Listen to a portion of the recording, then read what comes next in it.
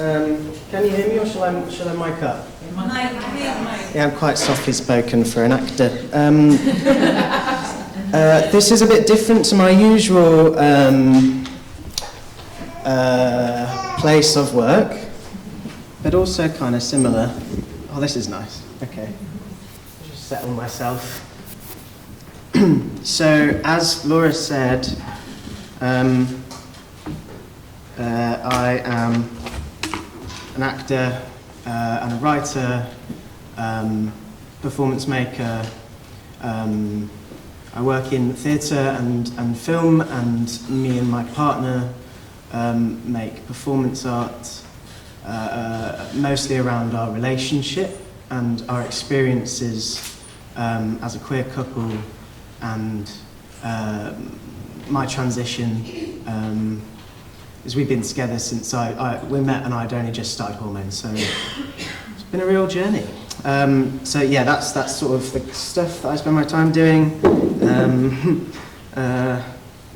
Yeah, I don't know. I should carry on. It's free form. I'll just keep going. So I wasn't entirely sure. I've picked a couple of things to share.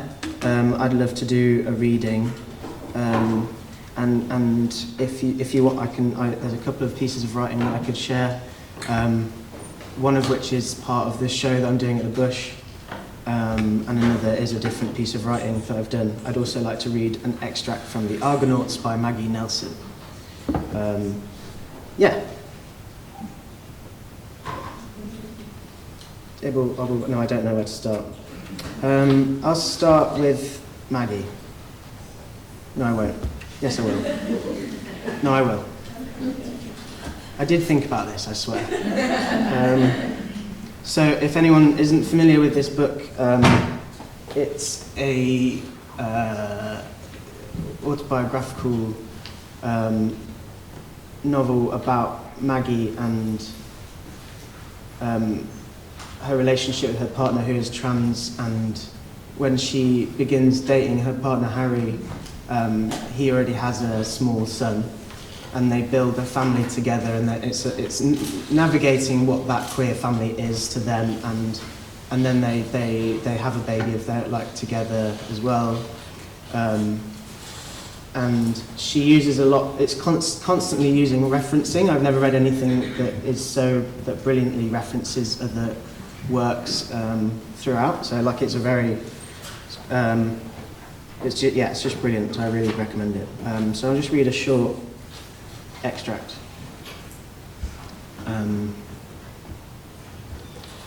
Not long ago, a friend came over to our house and pulled down a mug for coffee, a mug that was a gift from my mother. It's one of those mugs you can purchase online from Snapfish with a photo of your choice emblazoned on it.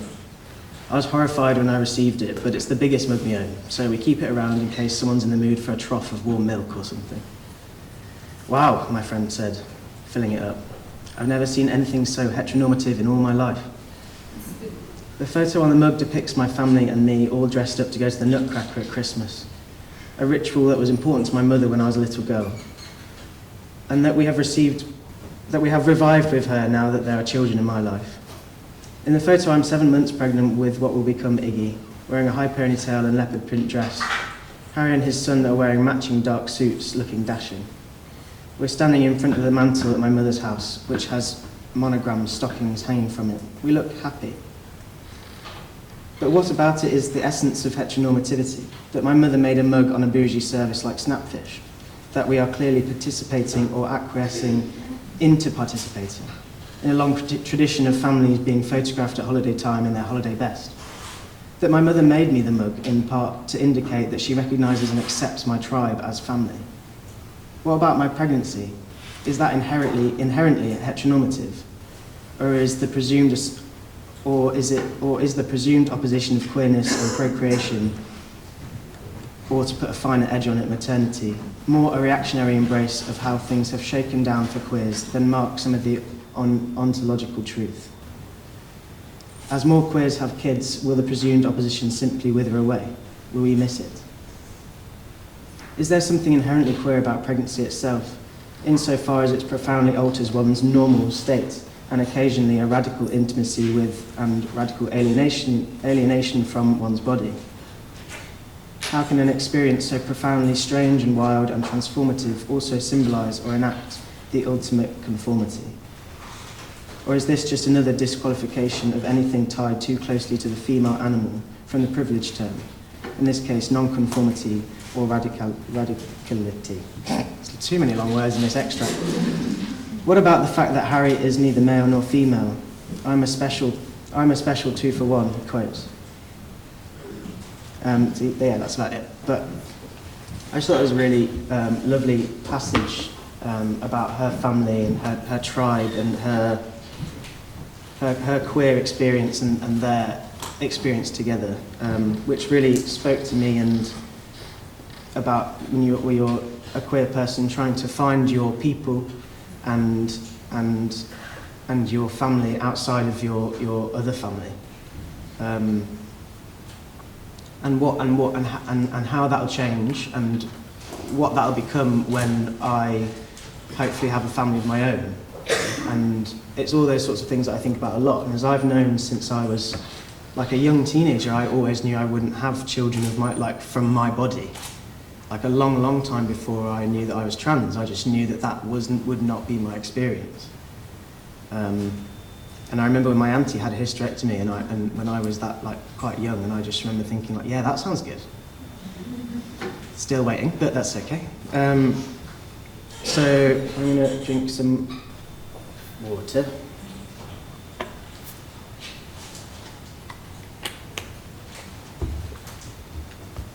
And I'll read this piece. Chest. This chest. My chest. My new chest. The space between new hairs. My hips.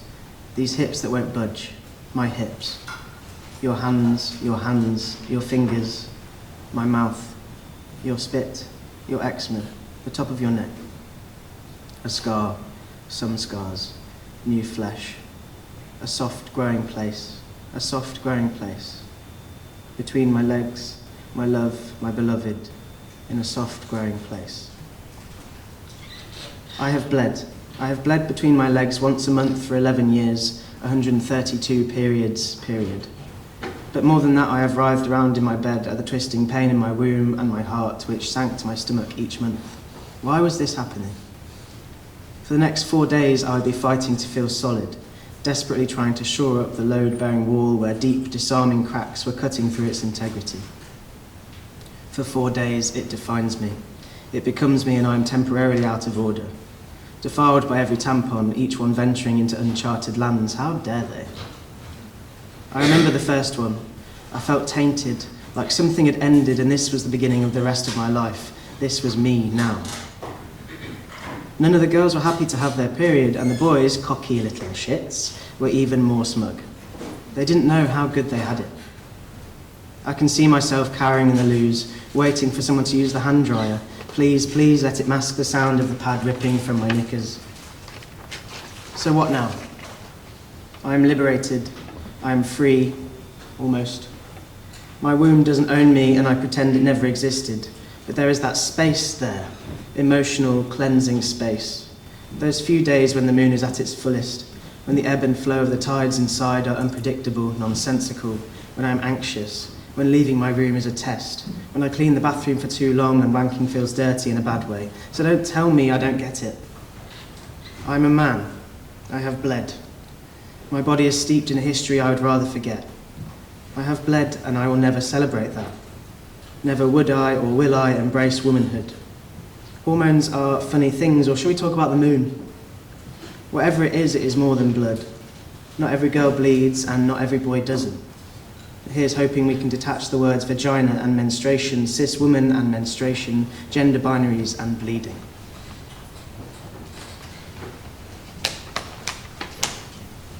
So that's a fun piece about periods. Elijah, 2 minutes. 2 minutes, cool. Yeah, I don't know what... I don't have much else to say about myself, so I could just do the other piece, if you want. I don't have the energy to take up space. I don't have the energy to fill each compartment of he. I need to be gas or liquid to reach each crevice, each hard corner, each arrogance. I can dress up hard, stronger, grow this flesh harder, impenetrable.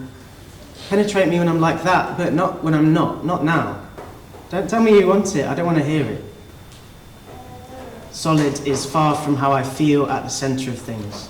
It's shifting, a form that comes together, then apart, collapses and reforms. A creature, an animal, some otherness. He fits, but there is that context there, always attached. He, asterisk, see Appendix 1. It is he. I am that. But I will always shrink to fit. I will not spread my knees on the tube. I will not talk louder than everyone else in the bar for no reason. I will cry. I will cry in public. I will paint my nails. I will be the me I always needed to be. That's it.